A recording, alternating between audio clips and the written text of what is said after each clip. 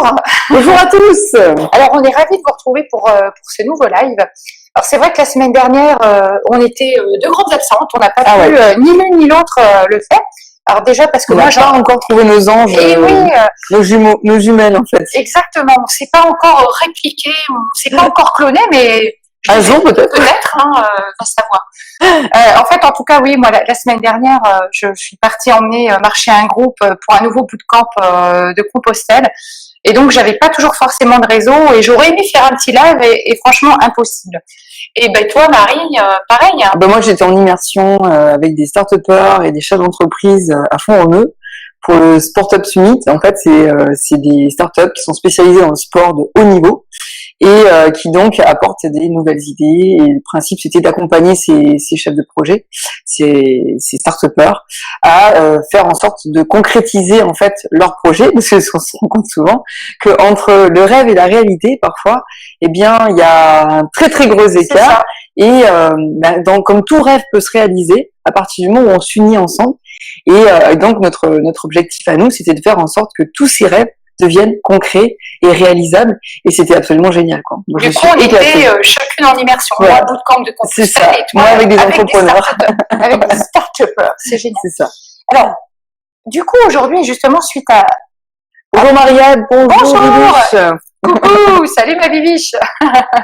Du coup, c'est vrai qu'aujourd'hui, on avait envie de vous parler d'un thème qui revient souvent, et justement, pendant les marches, le fait d'accepter son passé, c'est quelque chose qui est beaucoup revenu, et c'est pour ça qu'on avait envie d'en parler avec vous. Tiens, à la tienne. Allez, hop, on trinque au café. Santé à tous, nous on vient de manger, voilà. On enchaîne avec un deuxième live, donc forcément. En fait, je vais évoquer plein d'idées, plein de petites choses comme ça, et en commentaire, dites-moi si plutôt d'accord, plutôt pas d'accord, et venez enrichir le débat. Pour moi, déjà, accepter son passé, c'est pas chercher, on ne cherche ni à le nier, ni à le dénigrer, ni à faire un reset. C'est vrai que si vous saviez le nombre de fois où j'ai eu envie de faire un reset sur mon passé, de devenir amnésique, tout genre de choses, mais en fait, ça marche pas. Ça nous est tous arrivé. Je pense que c'est quelque chose qu'on a tous eu envie de faire à un moment donné, mais non, on peut pas, on peut ni oublier son passé et ni faire un reset, mais par contre, on peut en tirer les bénéfices parce qu'on a tous à apprendre de notre passé. Justement, c'est une véritable source d'apprentissage et c'est un véritable levier pour voir notre futur différemment. Qu'est-ce que tu en penses ? Écoute, je suis complètement d'accord. Parce que je pense que en fait le passé, la manière dont on le perçoit, peut être avant tout un véritable frein. On va dire, pour la plupart des gens, c'est un frein. Alors qu'en fait, quand on perçoit tous les apprentissages que nous ont permis tous ces moments un peu douloureux dans notre vie, tout ce que ça nous a appris pour aujourd'hui nous en servir et évoluer, en fait. Et quand on se rend compte que tout ce qu'on a appris, et c'est dans les pires moments justement de notre vie qu'on a le plus appris, et bien on transforme en fait ces freins en expérience évolutive, expérience qui peut se transformer si on a, là, quand on a vraiment évolué à titre, quand on a vraiment accepté son passé, ça devient vraiment quelque chose de boostant et positif, en fait. Chaque événement se transforme en quelque chose de positif, même les pires choses. Et qui sait que toi, Vanessa, des choses terribles, on peut dire que tu en as vécu pas mal. Mais justement, en fait, tant que j'étais dans le déni, et j'en parle beaucoup dans ma conférence TEDx, mais tant que j'étais enfermée dans ce déni, évidemment, je pouvais pas accepter mon passé, et finalement, j'étais dans l'ignorance de ma propre évolution.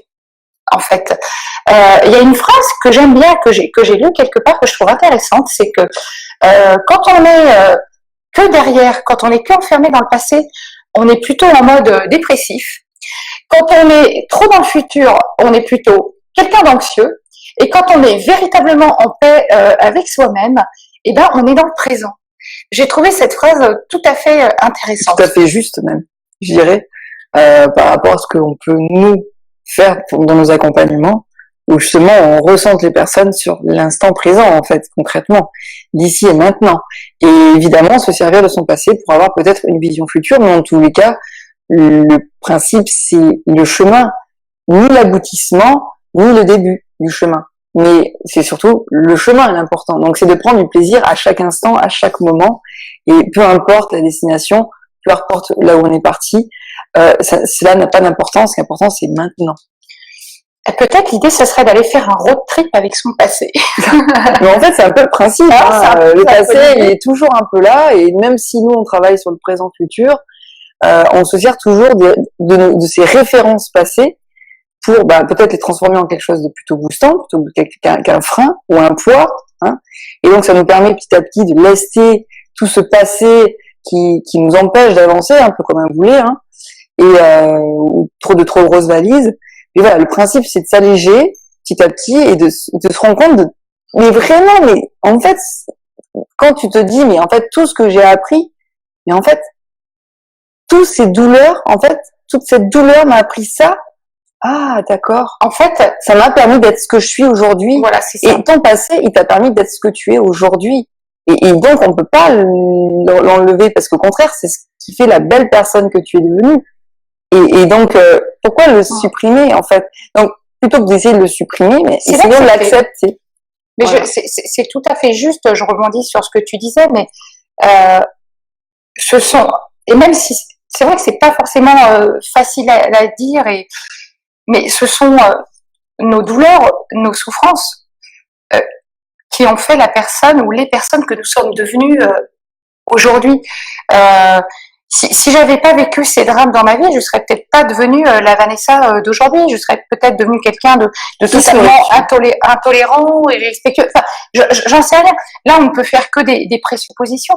Mais c'est vrai que moi, c'est le travail sur l'acceptation de mon vécu, de mes souffrances, de mon passé, qui m'ont finalement permis de devenir la femme que je suis et finalement de me dire que l'accompagnement, c'était mon truc.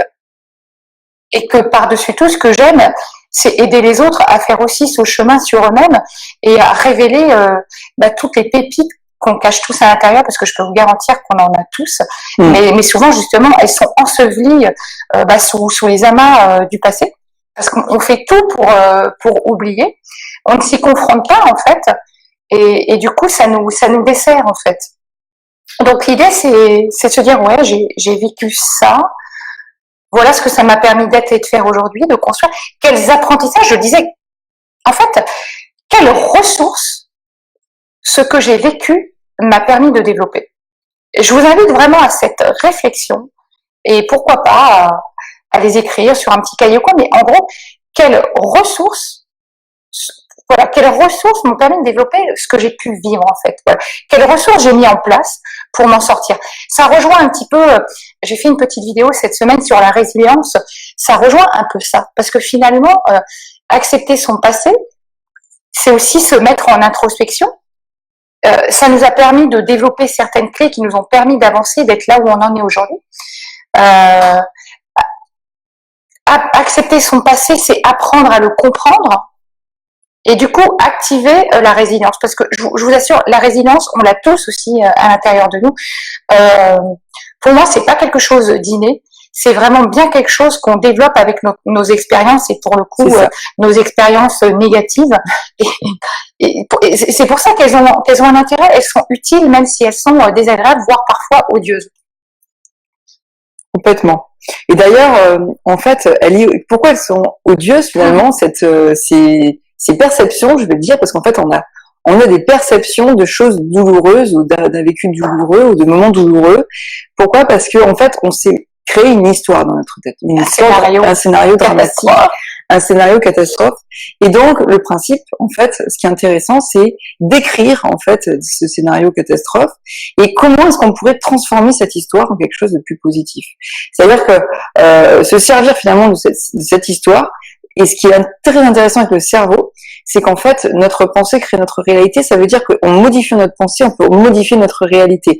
C'est-à-dire que simplement en modifiant son histoire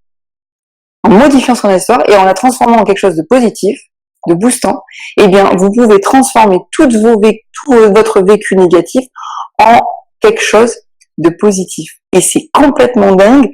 C'est-à-dire que moi, c'est ce que j'ai fait dans mon processus de développement personnel. Et en fait, aujourd'hui, chaque fois qu'il y a quelque chose de négatif qui ressurgit, eh bien, en fait, je ne le vois plus comme quelque chose de négatif. j'arrive tout de suite, maintenant que j'ai fait le travail en fait de transformation de mes pensées, j'arrive tout de suite à voir le positif dans ces histoires et du coup je comprends ce que je suis aujourd'hui et en quoi toutes ces histoires m'ont permis d'être ce que je suis aujourd'hui. Et donc du coup, en fait, on se déleste et on est tellement plus léger et tellement plus en paix, en sérénité et tout ce qui va avec. Mais là, on a vraiment un vrai travail sur le fond, sur le passé, sans être dans la psychanalyse, la psychothérapie. Ah oui, non, on n'est pas dans la thérapie. On n'est pas là pour faire de la thérapie, mais on est plutôt là pour développer.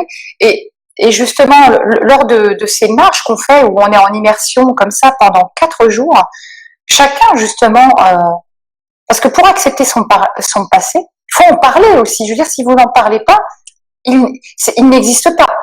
Mais alors, il existe pas consciemment, mais il existe inconsciemment. Et quelque part, votre état d'esprit, votre mental, votre corps va vous le faire payer. Et puis surtout, on se rend compte que en parlant de son passé, lors de ces marches comme ça en immersion avec d'autres, et ben on se rend compte qu'on n'est pas tout seul à avoir vécu certaines situations. On se rend compte que finalement, nous sommes tous vraiment reliés les uns avec les autres, et qu'on a tous des vécus ou des expériences qui sont très proches et pour lesquelles on peut tous en retirer un bénéfice. Et c'est pour ça que j'aime vraiment la puissance comme ça de l'immersion, parce qu'on va tous échanger ensemble. Ça crée vraiment des révélations très fortes. On va rire, on va pleurer, on va échanger, il va y avoir d'énergie. C'est sûr qu'au niveau émotionnel, c'est dense, mais ça permet vraiment de se libérer et aussi d'avoir un autre regard sur nos propres expériences. Parce que quand on a en face de nous quelqu'un qui a vécu une situation similaire et qui, du coup, lui, je remets mes lunettes. Justement, il va percevoir la situation, donc avec un autre regard, ses propres lunettes, ça vous donne évidemment un regard différent sur vous-même. Ouais, puis moi j'aime toujours dire de toute façon, qu'est-ce que ça permet l'acceptation? Ça permet d'une certaine manière ce fameux mot que tout le monde regarde en disant mais ça n'existe pas en fait, ça n'existe pas. Mais si, le pardon existe, les amis, le pardon existe. Et en acceptant son passé, eh bien, en le transformant en apprentissage, en compréhension de pourquoi est-ce qu'on devait vivre ça pour être ce que l'on est aujourd'hui, eh bien finalement, il se crée un truc. C'est ce fameux pardon, tout le monde dit pardon, faut pardonner. Non, en fait, c'est quelque chose qui vient de l'intérieur, en fait, le pardon. Et quand on a compris qu'en fait tout ça c'était nécessaire pour être ce qu'on est, eh bien on pardonne de nous-mêmes, en fait, ça se fait tout seul, en fait. On n'a pas besoin de forcer, on n'a pas besoin d'attendre le pardon ou de faire semblant de pardonner, ou de se faire une histoire où on pardonne. Non, c'est pas ça, en fait, le pardon. De toute façon, le pardon, même bien, je vous dirais jamais le contraire, oui, c'est quelque chose qui peut être difficile, mais quand on a fait le chemin déjà d'accepter son passé, de faire finalement de son passé une force. Si je prends mon exemple, aujourd'hui, je parle de mon passé, de ce que j'ai vécu à travers une conférence. Cette expérience, elle va servir à d'autres en fait. Donc finalement, de mon passé, j'en ai fait une histoire dramatique mais inspirante et qui va pouvoir aider des personnes qui ont vécu le même type de traumatisme que moi ou des traumatismes différents, parce que, encore une fois, comme je le dis, ne minimisons jamais la souffrance et la douleur de quelqu'un, parce que là, encore une fois, on a tous un angle de vue différent et on vit pas tous la souffrance de la même façon. Mais pour en revenir, j'aime beaucoup à la notion de pardon, mais en fait, évidemment que si on écoute nos instincts primaires, au départ, on est plus dans l'envie de se venger, de faire payer la colère. On a envie, on nous a fait du mal, alors on a envie de faire du mal, on a envie de faire payer, on a envie de se venger. Le problème, c'est que en agissant comme ça, on devient exactement pareil que l'autre en face. Et on va nourrir un mindset négatif. Et du coup, c'est impossible pour nous d'aller mieux si on nourrit un mindset négatif. Et c'est tellement plus beau de pardonner, même si c'est un chemin difficile, mais le pardon, lui, il vous permettra de créer des relations beaucoup plus intenses avec les autres. Complètement. Et dans l'arrivée, on fait un peu comme dans cette courbe du deuil, à ce fameux engagement, d'être engagé dans la vie, d'aller vers la vie que vous rêvez, la vie qui vous conduira vers l'épanouissement personnel. Alors, quand même, pour pas faire trop long aujourd'hui, on va vous retracer rapidement comment est-ce qu'on peut faire finalement pour accepter ce passé. La première chose, on l'a déjà vu. Hein, la première chose, c'est écrire. Ou en parler avec les autres, parce que n'oublions pas qu'on a besoin des autres pour se révéler, pour se découvrir. Et ne le niez pas. Des personnes bienveillantes, bien évidemment, pas des personnes qui sont dans leur négativité, parce qu'évidemment, si vous n'êtes pas entouré de personnes positives, eh bien, vous n'allez pas pouvoir en discuter, puisque la personne va vous renvoyer ses propres souffrances. Et le principe, c'est d'avoir le feedback avec quelqu'un de constructif. Donc voilà, c'est soit vous le faites par oral et vous avez quelqu'un pour ça, ou quelqu'un que vous payez pour ça, excusez-moi, mais concrètement, l'important c'est pas de payer, l'important c'est de vous permettre d'évoluer. Donc voilà, ou de l'écrire, d'essayer de retracer toutes ces histoires passées difficiles et peut-être qu'il y aura des émotions qui vont sortir. Et ce que vous avez mis en place pour vous en sortir, parce que n'oubliez pas que dans toutes vos expériences passées, en fait, ça c'est la deuxième. C'est la deuxième. Ouais, mais c'est d'abord poser les choses qui vous ont fait souffrir. C'est ça. Posez les choses, écrivez les choses qui vous ont fait souffrir. Et voilà. Deuxièmement, vous verrez que dans tout ce que vous avez vécu, vous avez mis en place des stratégies de réussite qui vous ont permis d'en arriver là où vous en êtes aujourd'hui. Même si vous avez traversé le désert, même si vous avez vécu des choses horribles, même si vous avez l'impression que vous n'avez rien fait avec votre passé, je peux vous garantir que si vous êtes là aujourd'hui, c'est que votre passé, vous en avez fait quelque chose. Dans tous les cas. Oui, puis on parle souvent, enfin moi je parle dans la temporalité, souvent d'impermanence. C'est dans toute situation, il y a un début et il y a une fin. Même dans les pires douleurs, il y a eu un début, il y a une fin. Même si parfois ça a été très long. Mais en fait, vous avez trouvé des stratégies pour vous en sortir. Et même s'il a fallu des années, eh bien en fait, on peut arriver à les isoler et les comprendre, en fait, ces stratégies que vous avez mis en place.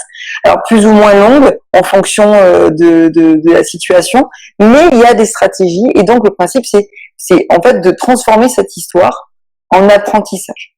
Et donc, le troisième point... Et ben du coup, quelles sont les forces, les ressources que ça vous a permis de développer? Voilà, quelles sont les ressources que ça vous avez permis? Et ce qui est très intéressant, c'est que on peut passer à un niveau supérieur et arriver vraiment à se détacher de ça, et c'est ce que Vanessa a fait. C'est commencer à transmettre ce qui nous a permis d'évoluer et de le transmettre aux autres. Parce que en aidant les autres, on sort de son schéma négatif. Parce qu'on a compris le négatif, on l'a transformé en positif.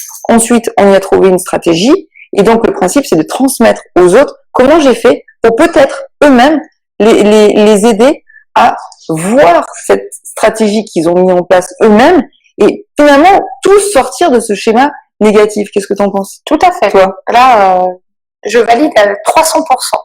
Ouais, et donc, quand on est dans cette troisième étape, eh bien, d'un coup, vous allez, sans même vous en rendre compte en plus, vous allez voir que le passé, en fait, c'est que du positif, puisqu'en fait, il nous a permis d'accéder à quelque chose, et en plus, maintenant, de le transmettre. Et est-ce que c'est pas ça, finalement, notre devoir d'humain, cette contribution? Alors, c'est tout à fait ça. Du coup, on serait vraiment dans la contribution.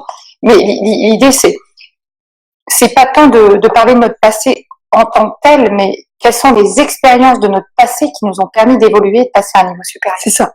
Et après, vraiment, c'est arriver d'identifier toutes les forces que vous avez eues, cette fameuse résilience que Vanessa explique, parce qu'on l'a tous à l'intérieur de nous. C'est juste qu'on n'en a pas conscience. Et le principe, c'est là, on reprend conscience de cette résilience, de cette force.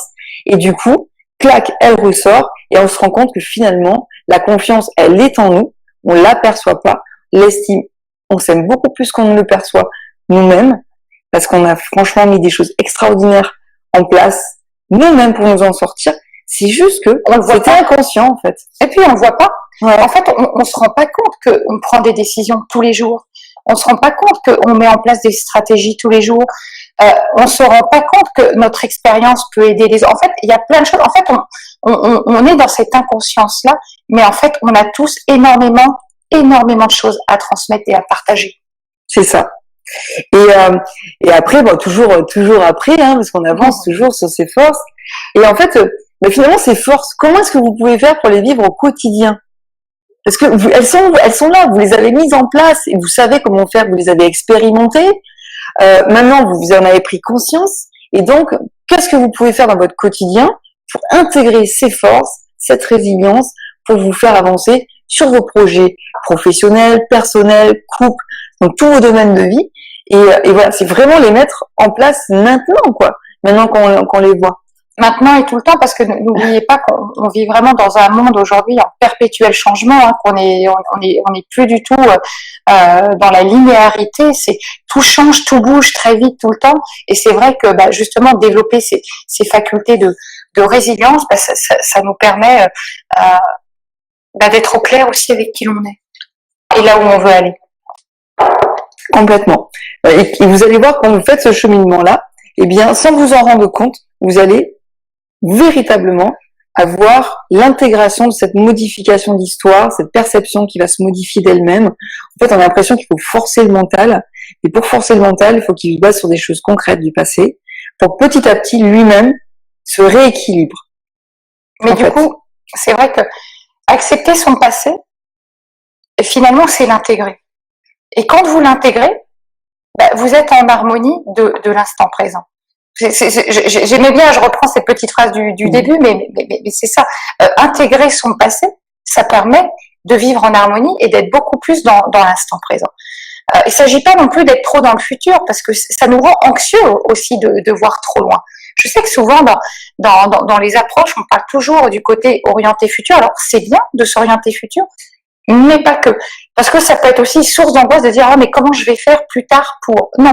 Comment vous pouvez faire maintenant, dans votre quotidien, tout de suite. Ok, j'en reviens à toi et ton super TEDx que tu avais donné, où tu avais vraiment expliqué cette courbe du deuil. Oui. Et en fait, on voit vraiment cette phase d'acceptation qui arrive à un moment donné où on décide de lâcher prise et puis on accepte. Mais finalement, toi, j'aimerais que tu dises aux personnes, par exemple, en fonction de là où ils sont dans cette courbe du deuil, qu'est-ce qu'ils pourraient mettre en place pour finalement arriver à cette phase d'acceptation, parce que l'acceptation de son passé, c'est avant d'en arriver là, il faut avoir franchi tout un ensemble d'étapes en fait, puisqu'on n'arrive pas à l'acceptation comme ça. Et toi, qu'est-ce que tu pourrais en dire à ce sujet-là? Comme tu disais déjà, ça dépend vraiment de là où on en est, mais en fait, tant qu'on est dans le déni, on peut pas avancer. Donc la première des choses, c'est oser parler de vous. Comment est-ce qu'on peut savoir finalement qu'on est dans le déni? Comment est-ce qu'on peut, je sais pas, le percevoir? Est-ce qu'il y a des schémas négatifs répétitifs qui se répètent? Est-ce que tu vois, est-ce qu'il y a pas sans arrêt des choses qui viennent nous taper dessus, où on souffre tout le temps? Si, on se rend compte qu'on est tout le temps dans la souffrance, qu'on répète des scénarios négatifs, qu'on est enfermé dans des croyances limitantes, on est incapable de prendre des décisions. Ouais, c'est vrai. On se sent pas capable. Et j'en parlais en ce moment, c'est mon sujet. Hein, on se compare sans arrêt aux autres. On se dit, mais lui, il a déjà fait tel chemin, moi j'en suis là. Et en fonctionnant comme ça, mais on peut pas y arriver. Parce que la seule personne avec laquelle vous pouvez vous comparer, c'est vous-même. J'ai envie de dire, partez de là où vous en êtes aujourd'hui. Et vous verrez que vous avancerez beaucoup plus vite si vous acceptez votre différence aussi. Ce qui est intéressant dans le déni, c'est la particularité des personnes qui sont dans le déni. En tout cas, moi, j'ai constaté que ce sont des gens qui sont tout le temps, toujours en train d'accuser les autres. Ce n'est jamais eux. Et en fait, j'ai envie de vous dire, si vous connaissez quelqu'un qui est dans cet état-là, c'est quelqu'un qui est profondément dans le déni. C'est qu'il n'a pas compris, en fait, que il est responsable de sa vie. Et tout ce qui lui arrive, c'est lui qui le crée, en fait. Et donc, tant qu'il est dans cette phase de je ne perçois pas que c'est moi qui suis responsable de tout ça, et qu'il accuse les autres, en fait. Et donc, c'est ce qui va créer cette haine, cette méchanceté extrême, cet extrémisme même de la personne, c'est qu'elle est vraiment dans le déni. Et là, c'est très compliqué de lui faire prendre conscience, si ce n'est elle ou une situation trop extrême, pour le coup, pour qu'elle décide de décrocher et d'en sortir. Souvent, c'est justement, et pour ça que je parlais des échanges, mais c'est les échanges avec les autres qui vont nous emmener à certains déclics.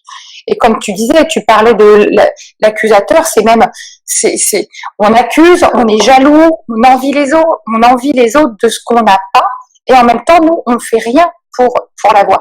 Tu parlais de la responsabilité, en fait, on est responsable de nos choix, quoi qu'ils soient, et quand on parle de responsabilité, c'est plutôt dans le sens de être responsable, c'est être capable de réponse. Dans tous les cas, on va amener une réponse, soit négative, soit positive. Mais la réponse, c'est nous qui l'apportons. En tout cas, voilà, j'ai plutôt envie de vous dire, enfin, tapez sur Internet courbe du deuil ou courbe du changement. Et peut-être essayer d'aller vous positionner là où vous pourriez. Prenez une situation, n'importe laquelle, peut-être pas trop complexe au départ, et allez vous positionner sur une difficulté que vous avez aujourd'hui, de vous dire, oh là, je suis totalement, je nie complètement cette difficulté, ou je suis plutôt dans la colère, le marchandage, où j'ai accepté, et voilà. Et juste pour vous positionner, vous, sur une situation. Ce qui est intéressant dans cette courbe du deuil, en fait, c'est que ça peut vous permettre de faire un point d'action. C'est-à-dire que quelqu'un qui est dans le déni, par exemple, c'est quelqu'un qu'il faut laisser dans le déni volontairement pour qu'elle aille elle-même décrocher. C'est-à-dire que on a tendance à vouloir sauver les gens en leur disant non mais je peux pas le laisser souffrir, enfin parce que ça nous renvoie à notre propre souffrance qu'on a vécue. Mais la question c'est est-ce qu'on doit la laisser souffrir ou est-ce qu'on doit intervenir? Sauf que si vous intervenez, vous allez l'empêcher de sortir du déni. Vous voyez? Et cette phase de déni, elle est essentielle en fait pour qu'elle-même fasse son expérience pour qu'elle en sorte. Et ensuite, vous avez les phases de colère, marchandage, tristesse, et ainsi de suite. Et selon le niveau où vous en êtes, eh bien, c'est souvent, qu'est-ce que c'est tout ça? En fait, c'est des émotions. Quand on est dans les émotions, quand il y a des émotions qui sortent, eh bien, la seule chose qu'on peut faire, c'est trouver des personnes qui peuvent vous aider, qui sont des spécialistes dans les émotions. Donc, trouvez la méthode qui vous convient, hein, peu importe, la méditation, ça peut être la sophrologie, ça peut être du coaching avec nous, voilà, qui sommes spécialisés en libération émotionnelle. Mais en fait, ça peut être, peu importe la méthode, l'important c'est que ce soit la bonne. En fait, à chaque fois, dans chaque niveau, en fait, vous allez comprendre que la seule où vous êtes tout seul à devoir dépasser, c'est le déni. Et toutes les autres, vous pouvez vous faire aider et vous faire accompagner sur tous ces niveaux-là. Donc, quand vous êtes dans la partie émotionnelle, donc cette courbe qui descend vers négatif, eh bien, trouvez cette personne. Et ensuite, vous allez tomber dans la phase de lâcher prise et d'acceptation. Et là, vous êtes passé à un autre niveau. Donc là, c'est vrai que le coaching est tout à fait intéressant parce qu'on travaille vraiment sur le présent-futur en se servant des références pas passées. Trop dans le futur non plus, comme je le dis. Moi, je mets toujours un gros bémol sur être trop dans c'est plus avoir une vision, savoir où est-ce qu'on veut aller, cette contribution. Alors, pour en revenir justement, à cette, tu me disais moi comment j'ai fait, etc. Mais si tu te souviens bien, et je l'évoque dans mon TEDx, c'est que par rapport à moi ce que j'ai vécu aux différents viols que j'ai vécu, et je parle au début, je suis toute seule à vivre une situation, donc je l'occulte complètement. Et en fait, à un moment donné, quand je vis ce troisième viol à 18 ans, je ne suis plus seule. Et là, il y a quelqu'un en face dans la gueule qui me remet, mais hey, Vanessa, est-ce que tu te rends compte là? T'es une victime là, tu te rends compte de ce que t'as subi? Et là, j'ai excusez-moi du terme, mais une putain de prise de conscience. En fait, c'est à un moment donné, en fait, ce qui va nous sortir du déni, c'est une prise de conscience, c'est un déclic, appelez-le comme vous voulez, mais souvent, ça va être amené par un événement extérieur. Là, d'un coup, j'ai ce déclic qui me fait vraiment prendre conscience que je suis une victime, je suis dans le déni, je me suis complètement oubliée, etc. Et alors, à la fois, ça me fait sombrer, et à la fois, ça me fait renaître, parce que enfin, j'accepte justement. Donc c'est ça le truc. C'est le déclic, il est à l'extérieur. Pour le coup, il est rarement à l'intérieur. Puisqu'on est dans le déni, il est à l'extérieur. Soit quelqu'un va vous renvoyer quelque chose qui va faire effet miroir sur vous et vous allez avoir un déclencheur. Mais il y a souvent ça. Complètement d'accord. Donc voilà. Et ça t'a permis de passer par des phases. Évidemment, toi, tu avais vécu des choses terribles, donc du coup, au niveau résilience, c'est un niveau extrême, on va dire. Mais peu importe, je le dis, peu importe la souffrance qu'on a vécue, on passe tous par ce même processus, exactement, plus ou moins long. Voilà. Et donc, accepter finalement que ces émotions, même si elles nous paraissent négatives au premier abord, sont nécessaires en fait. À notre et évolution. elles doivent sortir, elles doivent vivre, elles doivent être acceptées. Et donc, si c'est trop dur, on peut se faire aider. Et donc, elles sont nécessaires à notre propre évolution, en fait. C'est ça qui est fou. Dans certains cas, c'est même impératif. Hein. Moi, si je m'étais pas fait accompagner, je pense que je serais plus là pour vous en parler. À un moment donné, ça peut être essentiel aussi. Je sais que ça reste encore parfois pour beaucoup de personnes accepter de demander de l'aide. C'est un pas très très difficile. Et je peux vous dire un truc, c'est la plus belle preuve de courage que vous pouvez vous donner et que vous pouvez offrir aux autres. Et je crois que pour aujourd'hui, ouais. Donc vous avez compris comment accepter votre passé. Vous savez que tout ce que vous vivez est nécessaire aujourd'hui pour vous amener à votre évolution. Donc voilà, c'est tout ce que vous pouvez vous dire aujourd'hui et partager avec vous. Et le chemin est possible. Voilà. Il est possible, le chemin. Et on peut tous être épanouis. Voilà, peu importe le chemin, peu importe les difficultés, peu importe les souffrances, on peut toujours s'en sortir. Et l'autre est une ressource aussi pour vous. Très important. Ouais, on a tous besoin les uns des autres. En fait, moi, ce qui m'a fait évoluer, c'est beaucoup Vanessa. J'ai d'autres personnes autour de moi. Aujourd'hui, je m'entoure de personnes positives. Elles m'encouragent. Et voilà, en fait, c'est tout ça. Mais toute seule, j'aurais jamais pu percevoir. J'aurais jamais pu avoir toutes ces prises de conscience. J'aurais jamais pu être aidée vraiment à évoluer. Comme toi, tu as rencontré un mentor. Tout à fait. On rencontre tous un mentor dans notre vie. Plusieurs, on a tous besoin. Plusieurs. Moi aussi. Et du coup, ça nous fait ce levier et faire ce qu'on est aujourd'hui. Et j'ai envie de vous dire, peu importe où vous en êtes, dans tous les cas, vous arriverez à notre niveau et peut-être beaucoup plus loin. On s'en fout, c'est pas le problème. Il n'y a pas de comparaison à avoir. C'est ça. On a tous un chemin à faire. C'est le nôtre. Et le reste, on s'en fout. Accepter votre passé, c'est accepter qui vous êtes et qui vous allez devenir. C'est inspirer, expirer, rien à foutre. Ouais. On vous souhaite une très belle journée. Belle journée à vous, à très bientôt. Bye bye. Bye bye.